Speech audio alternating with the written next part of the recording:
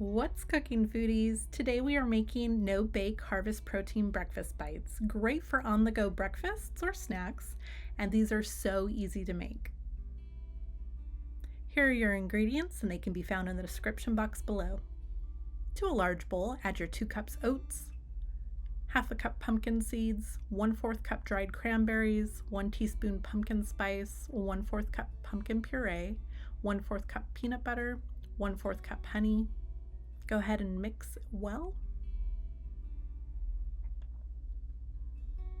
Dipping your fingers periodically in water will help the oats from sticking so much to your hands.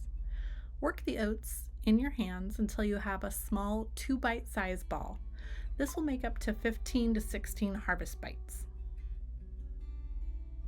Place in the freezer for 10 minutes to set, and then you can go ahead and eat them now, or you can store them in the fridge in an airtight container. I like to eat them the next day as all the flavors have had a time to soak up into the oats. Enjoy! And then don't forget to like and subscribe, and I'll see you in the next video.